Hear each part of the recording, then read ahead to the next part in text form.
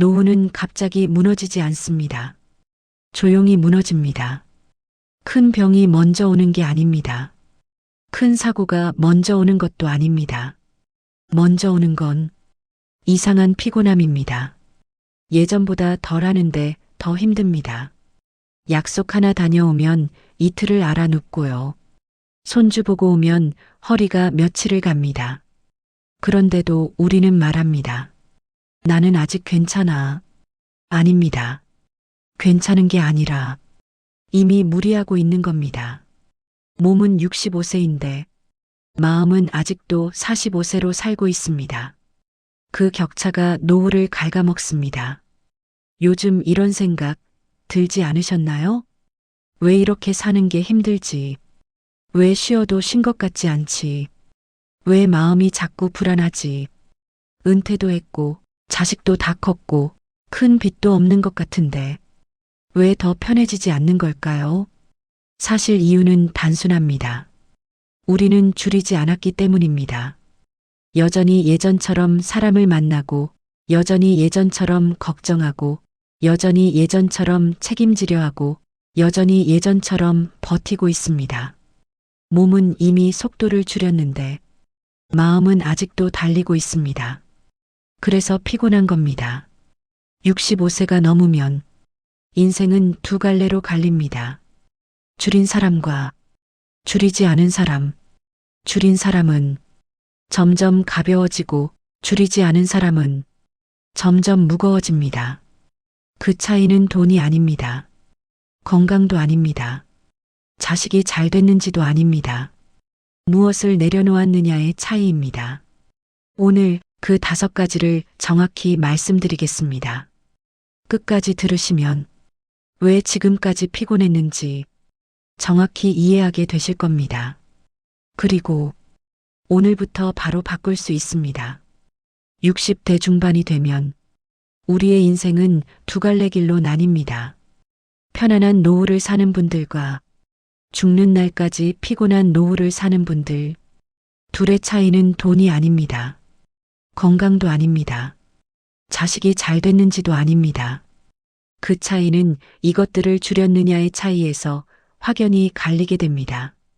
65세 이후에도 예전처럼 살면 노후는 편안해지지 않습니다. 점점 더 무거워집니다. 더 놀라운 건 대부분이 그 사실을 모른 채 계속 더 하려고만 한다는 겁니다. 더 만나고, 더 신경 쓰고, 더 걱정하고, 더 책임지려 합니다. 그러다 어느 날 몸이 먼저 멈춥니다. 많은 분들이 나이 들어서도 여전히 예전처럼 삽니다. 많은 사람을 만나고, 많은 것을 욕심내고, 많은 것을 걱정하고, 많은 것을 붙잡고 삽니다. 그러다가 어느 순간 깨닫습니다. 왜 이렇게 피곤할까? 왜 쉬어도 쉰 것 같지 않을까? 왜 노후가 이렇게 힘들까? 이유는 간단합니다. 몸은 늙어가는데 마음은 여전히 예전처럼 살고 있기 때문입니다. 어느 날 거울을 보는데 얼굴은 분명히 늙어 있습니다. 그런데 속마음은 여전히 40살처럼 조급합니다. 왜 나는 아직도 이 정도밖에 안 되지? 남들은 다 잘 사는 것 같은데. 몸은 느려졌는데 마음은 아직도 경쟁 중입니다. 그 괴리가 우리를 지치게 합니다. 오늘 이 이야기는 여러분의 노후를 완전히 바꿔놓을 겁니다. 지금까지 붙잡고 있던 것들 중에서 무엇을 내려놓아야 하는지 딱 5가지를 정확히 알려드리겠습니다. 끝까지 들으시면 여러분의 노후가 달라지실 겁니다. 아마 이렇게 물으실 겁니다. 왜 65세부터냐고요? 65세는 공식적인 노년의 시작입니다.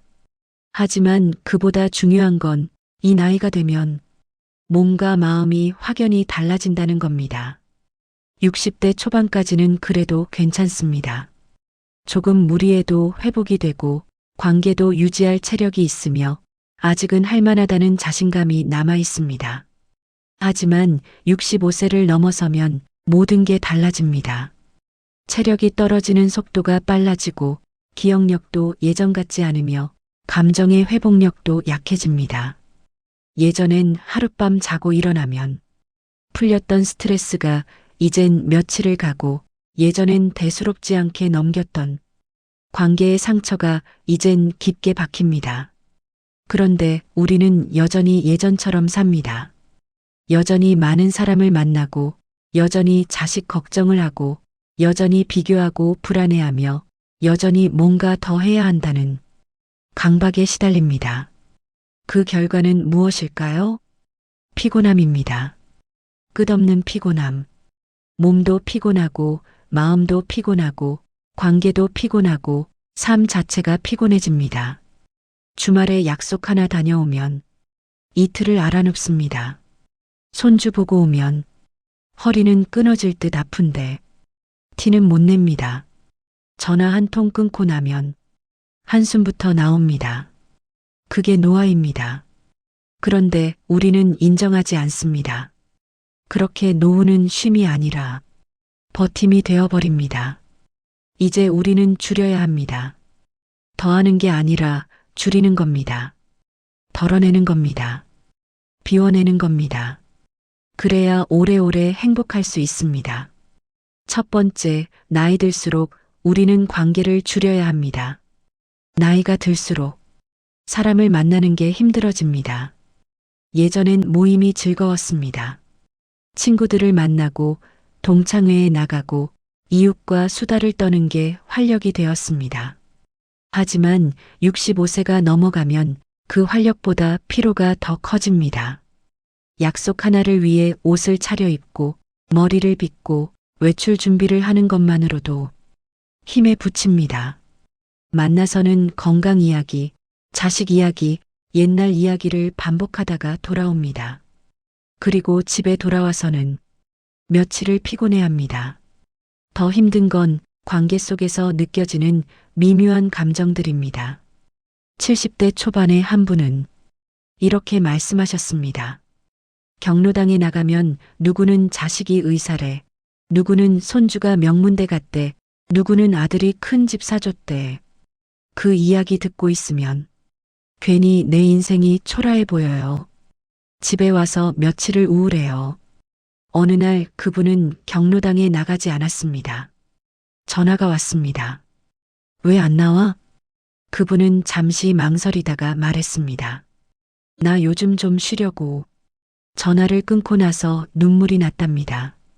외로워서가 아니라 비로소 나를 선택했다는 안도감 때문이었습니다. 우리는 비교하려고 사람을 만나는 게 아닙니다.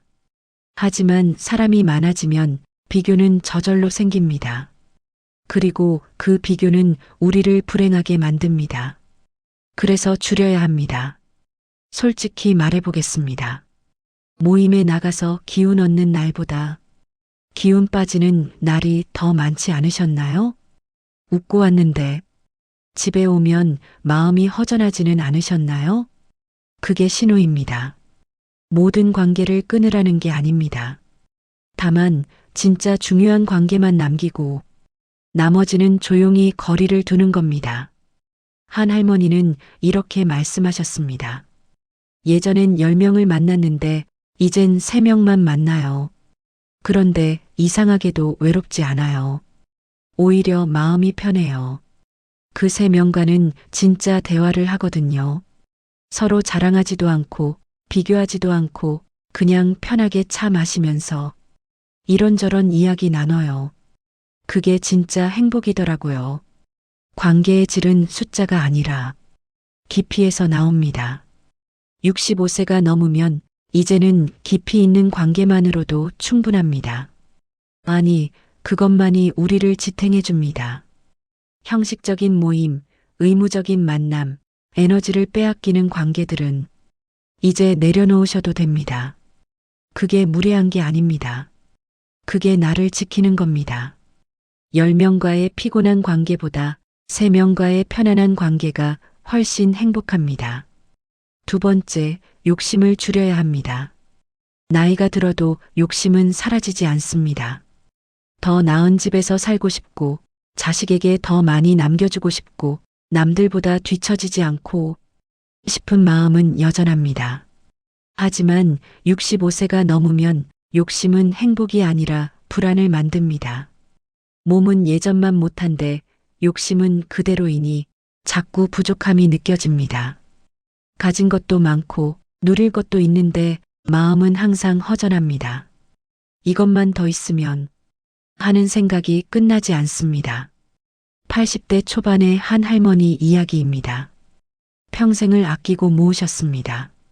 자식에게 물려주려고, 노후를 대비하려고 한 푼, 두 푼 모으셨습니다. 친구들이 여행 가자고 해도 돈 아까워하며 안 가셨고, 맛있는 거 먹자고 해도 집에서 먹으면 되지 하며 거절하셨습니다. 그렇게 80이 넘어서 통장엔 돈이 꽤 모였습니다. 그런데 그때 깨달으셨다고 합니다.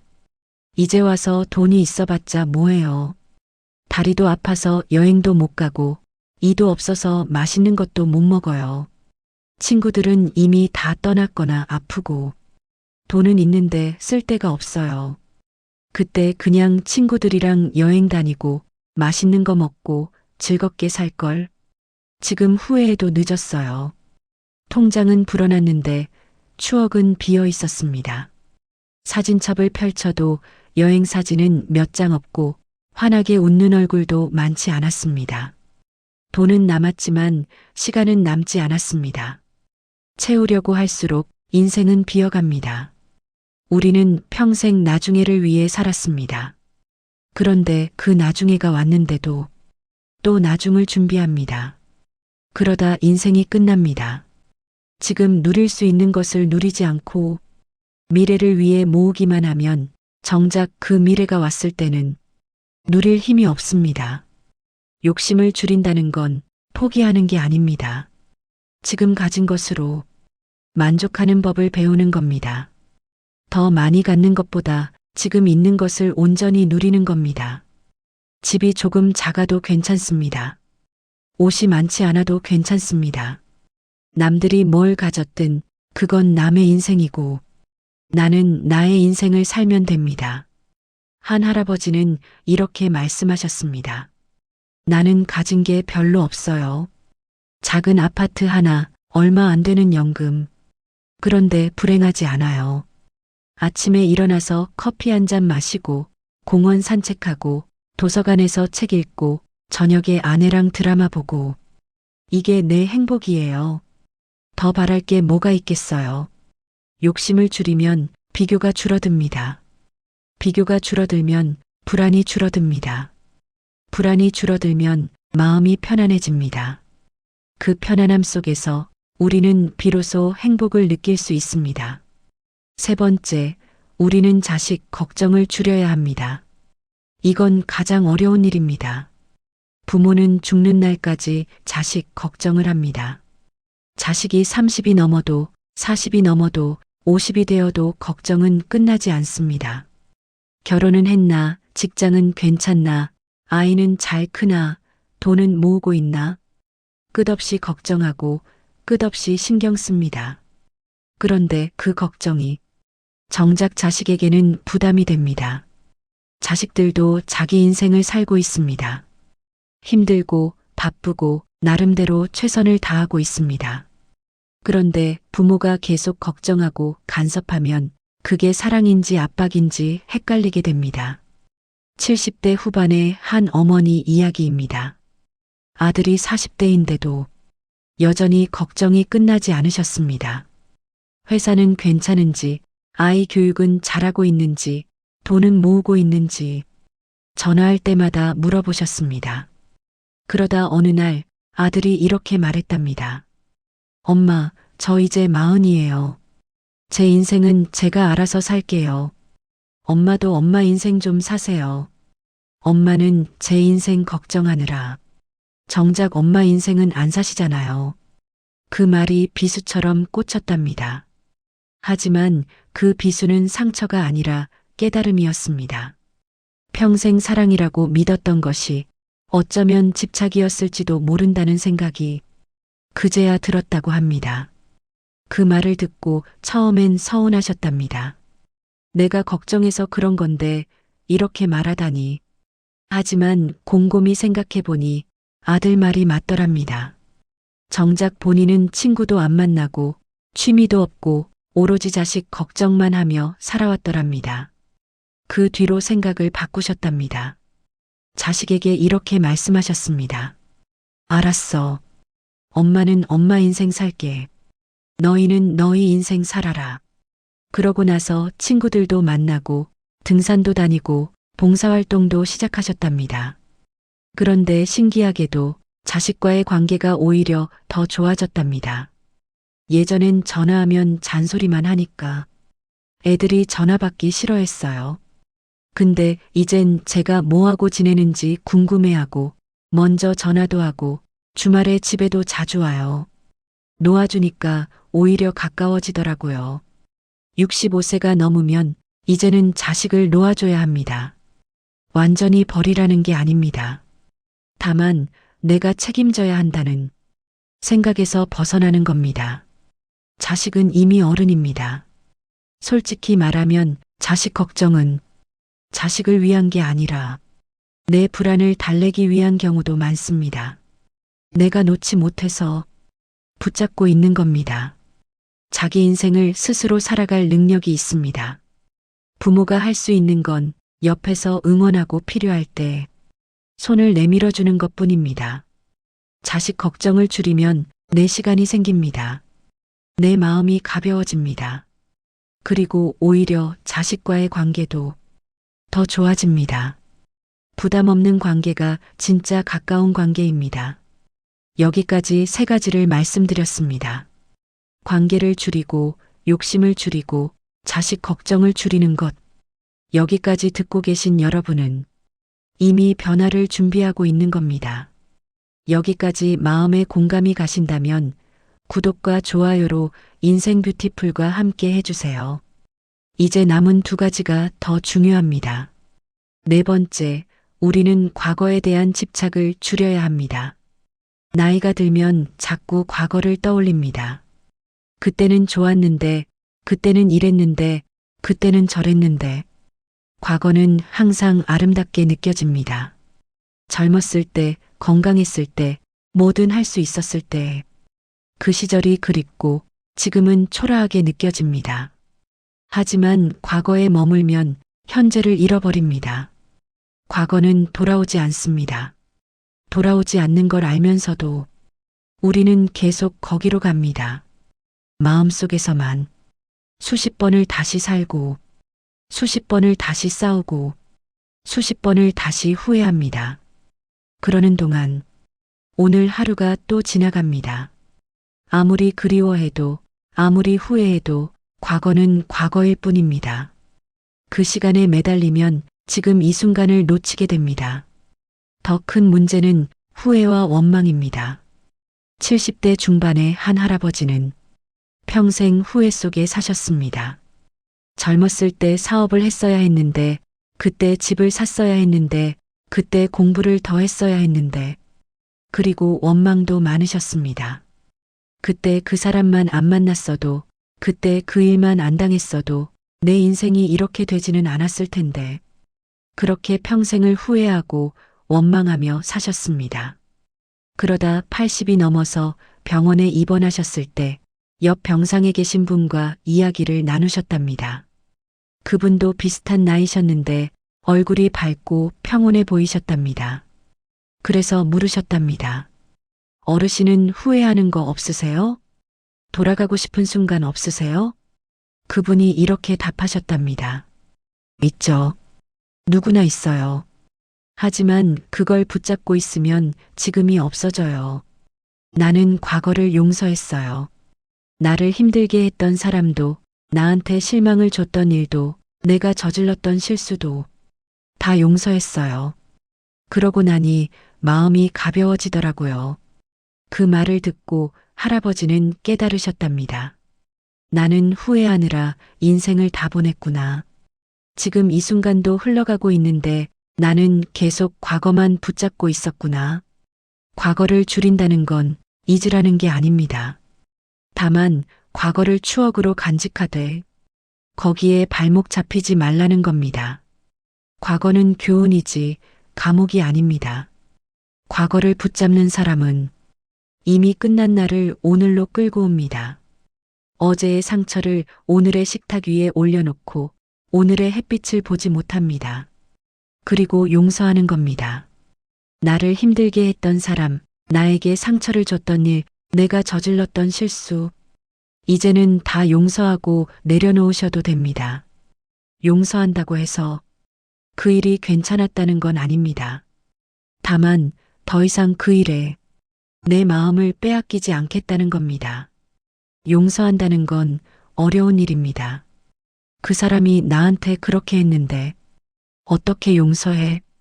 내가 저지른 실수가 너무 커서 용서가 안 돼. 그런 마음이 드는 게 당연합니다. 하지만 용서는 그 사람을 위한 게 아닙니다. 나를 위한 겁니다. 용서하지 않으면 그 상처를 평생 안고 살아야 합니다. 용서하면 비로소 그 상처에서 자유로워집니다. 한 번에 다 용서하지 못해도 괜찮습니다. 조금씩 천천히 마음이 가는 대로 용서하면 됩니다. 이젠 그 일에 내 마음을 빼앗기지 않겠다. 이렇게 한 번씩 중얼거리다 보면 어느새 마음이 가벼워져 있을 겁니다. 지금 이 순간이 중요합니다. 지금 내가 먹는 밥, 지금 내가 보는 하늘, 지금 내가 나누는 대화. 이 순간들이 모여서 노후를 만듭니다. 과거를 줄이고 용서하고 현재를 살기 시작하면 삶이 달라집니다. 후회는 줄어들고 감사는 늘어납니다. 용서해야 자유로워집니다. 5번째, 우리는 해야 한다는 강박을 줄여야 합니다. 65세가 넘어도 여전히 바쁘게 사는 분들이 많습니다. 경로당 일도 하고 손주도 돌보고 집안일도 도맡아 하고 아파트 청소 봉사도 나갑니다. 쉬는 날이 없습니다. 왜 그럴까요? 나라도 해야지 누가 해줘? 강박 때문입니다. 누군가는 해야 하는 일이고 자기가 하지 않으면 안 될 것 같은 마음 때문입니다. 물론 책임감은 좋은 겁니다. 하지만 65세가 넘어서까지 무리한 책임을 짊어지면 결국 쓰러집니다. 70대 중반의 한 할머니 이야기입니다. 경로당에서 회계 일을 맡으셨고 일주일에 사흘은 손주를 돌보셨고 집안 대소사는 당연히 다 챙기셨습니다. 주말엔 아파트 꽃밭 가꾸기, 봉사도 나가셨습니다. 주변 사람들이 말렸습니다. 나이도 있는데 좀 쉬세요. 하지만 할머니는 이렇게 답하셨습니다. 괜찮아요. 나는 아직 건강해요. 이 정도는 할 수 있어요. 그렇게 무리하시다가 어느 날 계단에서 넘어지셨습니다. 손주를 데리러 급하게 가시다가 발을 헛디딘 것이었습니다. 허리를 다치셨고 그 이후로 몇 달을 누워 계셨습니다. 경로당 일도 손주 돌보기도 집안일도 봉사도 다 할 수 없게 되셨습니다. 그때 깨달으셨답니다. 내가 모든 걸 다 지키려다가 결국 아무것도 못 지키게 됐구나. 해야 한다는 강박을 줄인다는 건 책임을 회피하라는 게 아닙니다. 내 몸과 마음이 감당할 수 있는 만큼만 하라는 겁니다. 손주를 돌보고 싶으면 매일 돌보는 게 아니라 일주일에 한 번만 돌봐도 됩니다. 봉사를 하고 싶으면 매주 나가는 게 아니라 한 달에 한 번만 나가도 됩니다. 집안일을 돕고 싶으면 다 하려고 하지 말고 할 수 있는 것만 하면 됩니다. 어느 할아버지는 이렇게 말씀하셨습니다. 예전엔 모든 걸 내가 해야 한다고 생각했어요. 근데 이젠 할 수 있는 것만 해요. 못하는 건 다른 사람에게 맡기고요. 처음엔 미안한 마음이 들었는데 지금은 그게 맞는 거더라고요. 나도 편하고 다른 사람들도 자기 역할을 찾게 되고 65세가 넘으면 몸이 신호를 보냅니다. 이제 좀 쉬어라. 이제 좀 천천히 가라. 그 신호를 무시하지 마십시오. 넘어지고 나서야 쉽니다. 병원에 누워서야 멈춥니다. 그때는 선택이 아니라 강제 휴식입니다. 무리하면 한순간에 모든 걸 잃을 수 있습니다. 건강을 잃으면 하고 싶은 것도 해야 할 것도 다 할 수 없게 됩니다. 중요한 건 하는 것이 아니라 오래 하는 것입니다.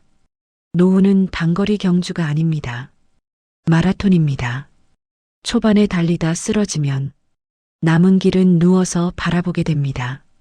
지금 필요한 건 속도가 아니라 지속입니다. 한번 크게 하고 쓰러지는 것보다 조금씩이라도 오래오래 하는 게 훨씬 낫습니다. 해야 한다는 강박을 줄이면 몸이 편해집니다. 몸이 편하면 마음도 편해집니다.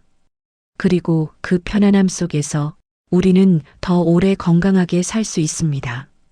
다 하려다 쓰러지지 마십시오. 적당히 내려놓고 오래오래 함께 하십시오. 전환 줄이는 것이 채우는 것입니다. 지금까지 5가지를 말씀드렸습니다. 관계를 줄이고, 욕심을 줄이고, 자식 걱정을 줄이고, 과거 집착을 줄이고, 해야 한다는 강박을 줄이는 것. 어떤 분은 이렇게 생각하실 수도 있습니다. 그럼 뭐가 남아? 다 줄이면 텅 비는 거 아니야? 하지만 그 반대입니다. 줄이면 비로소 채워집니다. 불필요한 관계를 줄이면 진짜 소중한 사람들과의 시간이 채워집니다. 욕심을 줄이면 지금 가진 것에 대한 감사가 채워집니다. 자식 걱정을 줄이면 나 자신을 돌볼 시간이 채워집니다. 과거 집착을 줄이면 현재를 누릴 여유가 채워집니다. 해야 한다는 강박을 줄이면 건강과 평온이 채워집니다. 줄이는 건 포기가 아닙니다. 선택입니다. 우선순위를 정하는 겁니다. 정말 중요한 것만 남기고 나머지는 내려놓는 겁니다. 그렇게 살면 삶이 가벼워집니다. 가벼운 삶은 행복한 삶입니다. 무겁게 짊어지고 가는 삶은 아무리 많이 가져도 불행합니다. 가볍게 누리며 가는 삶은 조금만 있어도 행복합니다. 65세가 넘으면 이제는 가볍게 살아야 합니다. 그게 오래오래 행복하게 사는 비결입니다. 그리고 그 비결은 지금, 오늘부터 시작할 수 있습니다. 오늘부터 하나씩 줄여보십시오. 어떤 분은 이렇게 말씀하십니다. 이미 늦었어요. 이제 와서 뭘 바꾸겠어요. 하지만 늦은 건 없습니다. 오늘부터 줄이기 시작하면 됩니다. 오늘 만나기로 한 부담스러운 약속 하나를 정리하세요. 오늘 자식에게 했던 걱정 한마디를 참아보세요. 오늘 과거를 떠올리며 한숨 쉴 시간에 창밖을 보며 차 한 잔을 마시십시오. 오늘 해야 한다고 생각했던 일 중에 하나를 내일로 미루십시오. 작은 것부터 줄이면 삶이 조금씩 달라집니다. 그리고 그 작은 변화들이 모이면 어느새 노후 전체가 달라져 있습니다. 피곤했던 노후가 편안한 노후가 되고, 불안했던 노후가 평온한 노후가 되며, 외로웠던 노후가 따뜻한 노후가 됩니다. 행복한 노후는 멀리 있지 않습니다. 많이 가진 사람, 건강한 사람, 자식 잘 키운 사람만 누리는 게 아닙니다. 행복한 노후는 지금 이 순간부터 줄이기 시작한 사람에게 찾아옵니다. 오늘 줄이지 않으면 내일은 더 줄이기 어렵습니다. 내년이 되면 체력은 더 떨어집니다. 지금이 가장 젊습니다. 지금이 가장 빠릅니다. 노후는 늦게 시작하면 늦게 행복해집니다. 오래오래 행복하고 싶으시다면 늦어도 65세부터는 줄여보세요. 줄이면 채워집니다. 비우면 가득 찹니다. 끝까지 붙잡고 있으면 결국 하나씩 빼앗깁니다. 내가 내려놓으면 선택이지만 빼앗기면 상실입니다. 줄이는 건 패배가 아닙니다. 지혜입니다. 줄이지 않으면 계속 버텨야 합니다. 줄이면 비로소 살아갈 수 있습니다. 그게 나이 들어 배우는 인생의 지혜입니다. 이 5가지 중에서 여러분은 무엇을 가장 먼저 줄이고 싶으신가요? 댓글로 남겨주시면 노후를 살아가는 서로에게 큰 지혜가 됩니다. 다른 분들에게 큰 용기가 됩니다. 인생 뷰티풀의 다음 이야기도 궁금하시다면 구독과 좋아요, 알림 설정을 해주세요. 여러분의 노후를 아름답게 만들어줄 유익한 이야기들이 매주 찾아갑니다. 인생 뷰티풀의 오늘 이야기는 여기서 마칩니다. 오늘도 아름다운 날 되시기를 바랍니다. 감사합니다.